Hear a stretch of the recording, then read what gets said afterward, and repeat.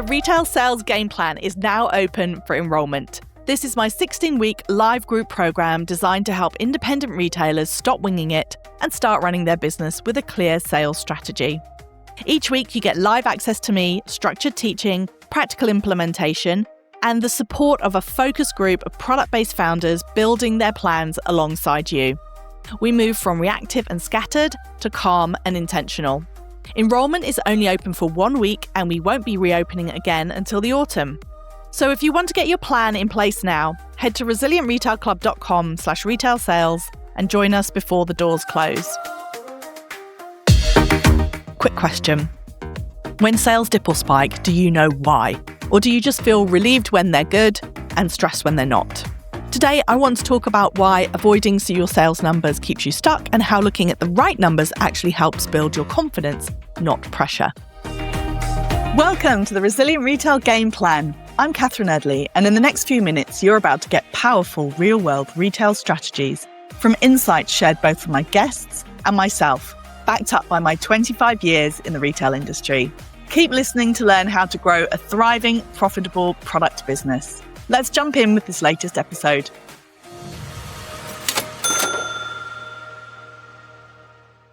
It's one of the biggest ironies of small business life is that you actually have a huge amount of data available to you. Most website providers will give you a whole ton of analytics. And you also have things like a ping sound when you get a sale, which can make you feel like you're really on top of all of your sales and you've really got your finger on the pulse. But what I actually think happens is something like a magic eye painting. You know, one of those pictures from the 80s and 90s where when you look at it, first of all, you just see a whole load of pixels. Stare deep into the pixels. And then you have to step back and let your eyes adjust, and then you can see the picture that it's really trying to show you. And your sales and your analytics are just like that. When you have this constant stream of information, it can give you the impression that you're totally on top of your sales, you know exactly what's going on. But really, all you're seeing is that pixelated nonsense. You're just seeing the money coming in, the sales happening, but it's not showing you what is actually going on behind the scenes.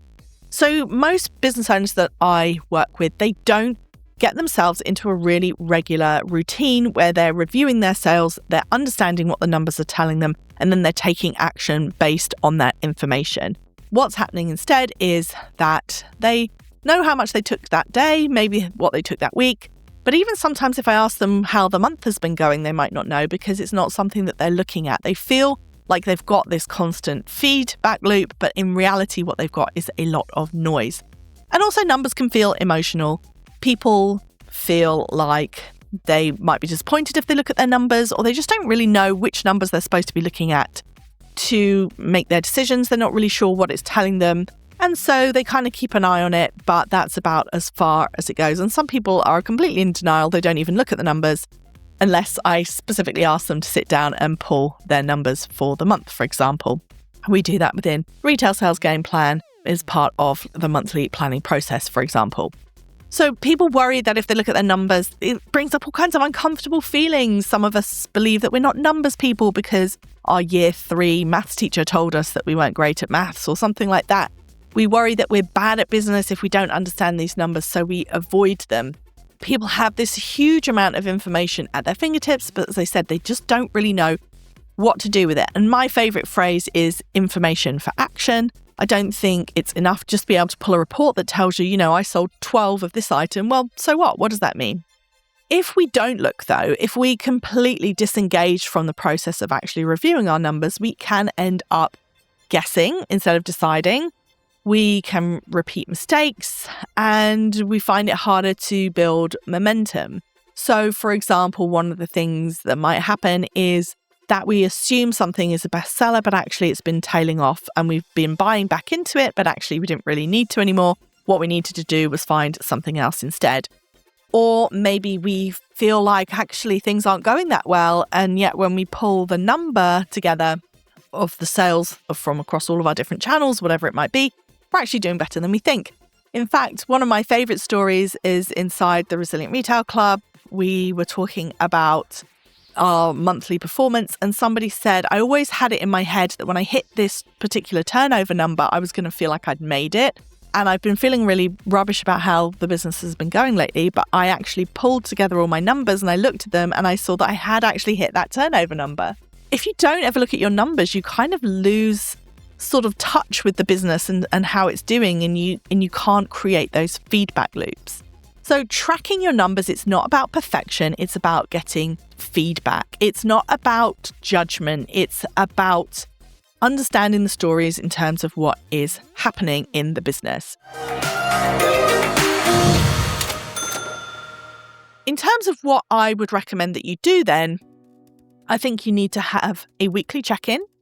I would love for you to check your sales once a week and keep it pretty simple. Just how much did I take this week? What was my sales figure? I think that's really useful to record it, because when you are planning a future year, for example, it's really important to know week by week how your sales went.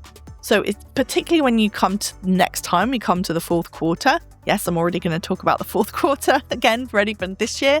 It's really important to understand the week by week distinction. So writing down the amount that you took each week is really important. Now, some people will say to me, well, Catherine, I can get that information anytime I want from my system. That's absolutely true. You can, but a lot of the time you'd have to put in each different week, or you'd have to run a report by week. And most people wouldn't do that. Whereas it's just another step. It's just another friction. Whereas if you've got a spreadsheet where you're recording it each week, then that's there for you. You can make notes about what you did, what drove it, and then that becomes a really, really important record that you can use going forward. So I think about, when it comes to looking at your numbers, I think about the 3 R's: record, review, refine. You record the numbers on a weekly basis. On a monthly basis, you can do a bit more of an in-depth and look at things like your sales versus your plan versus the year, looking at things like your conversion rate, which is really important, your average order value, which is really important, your returning customer rate, things like that. And then you review it. So you look at those numbers, you ask yourself, do you know why this has happened? What was it in the business that drove these results? Making sure that you've got good detailed notes on that, because again, you might have some of that information sort of spread around. You might be able to go into your Instagram and look at what posts you put up, or go into your email marketing and look at what emails you sent. But having it all together in one place is much, much more powerful, because you can just look at the notes that you made yourself that month. And then refine. So what action are you taking from it?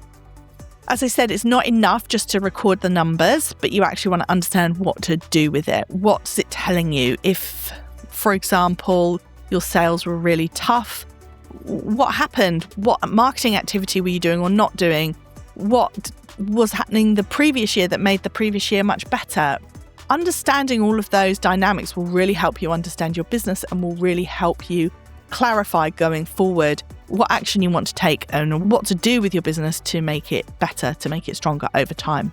So that high level, pulling back and looking at the high level patterns of your business, that is the equivalent then of the magic eye picture snapping into place and you seeing the true image of what's going on.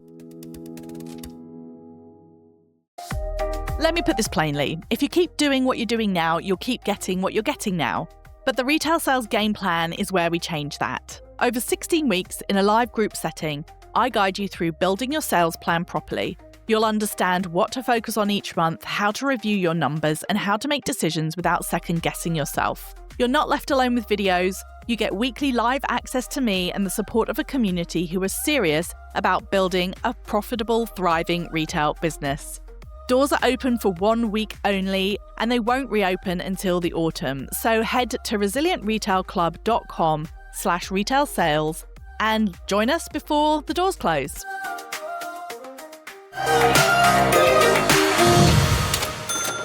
So daily sales, to be honest, unless you are a multi-million pound retailer, and even then they fluctuate a lot, for a small retailer, you may entirely have a day where you make no sales, but still have a successful month. Your daily pattern is much, much less important than your week or your month. So don't worry yourself too much about day by day.